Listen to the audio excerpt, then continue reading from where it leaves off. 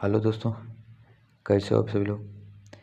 आज हम आप लोगों को बताएंगे कि आप अपने घरों में सरिये का ओवरलैप कैसे चेक करें कि मिस्त्री ओवरलैप सही कर रहा है नहीं कर रहा है। जैसे हम देख सकते हो कॉलम, बीम, रूफ में सरियों का ओवरलैप तो हमको आपको बताएंगे।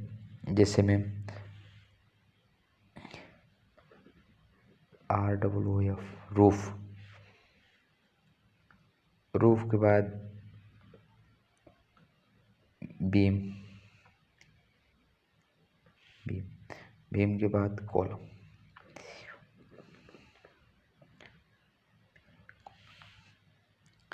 में ओवरलैप कितना करें, तो सिंपल सी बात है। मान लो आप 10 mm का सरिया यूज कर रहे हो, 10 mm की सरिया यूज कर रहे हो, तो ये मान लो कि आपकी एक सरिया हो गई और इसके ऊपर जो दूसरी सरिया आएगी वो ओवरलैप मिस्त्री आपका प्रॉपर कर रहा है नहीं कर रहा है। तो इसका कैसे पता करें। जैसे हम देख सकते हैं कि रूफ IS कोड के हिसाब से रूफ में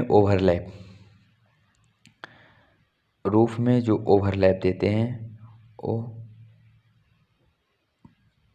50x D। आप सोच रहे होगे कि डी क्या है। डी का मतलब डाया, जो इसका आपके सरिये का ये जो डाया है 10 mm, तो ये हो जाएगा आपका 50x10 बराबर 500 mm। यानी कि आप जो ये ओवरलैप है ये आपका 500 mm होना चाहिए। अगर 500 mm से कम है एक गलत है, अगर 500 mm से अधिक है तो ये ओके यानी ठीक है। इसी तरह से बीम का, अगर बीम में आपको ओवरलैप देना है तो बीम का IS कोड के हिसाब से होता है 60x D। 60 का मतलब हो जाएगा 60x10 बराबर 600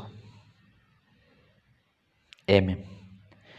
आपका ये जो ओवरलैप है बीम में ये आपका 600 mm होना चाहिए, यानी कि 2 फीट होना चाहिए।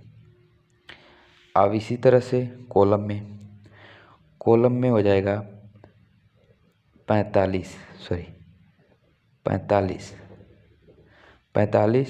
इंटू डी का मतलब डाया, तो 45x10 आपका हो जाएगा कितना, ये हो जाएगा आपका 450। यानी कि जो कॉलम है, ये जो कॉलम है, कॉलम का जो ओवरलैप है ये होना चाहिए 450 mm। सिंपल सी बात। अगर इतना नहीं है तो आप अपने मिस्त्री को और लेबर को बोलिए, डांटिए। ये छोटी छोटी गलतियाँ बहुत ही बाद में दिक्कत दे सकती हैं। तो इस तरह से आप अपने घरों का चेक कर सकते हैं। और ऐसे ही छोटे छोटे वीडियो के लिए हमारे चैनल को सब्सक्राइब करें और वीडियो को लाइक करें। Thank you.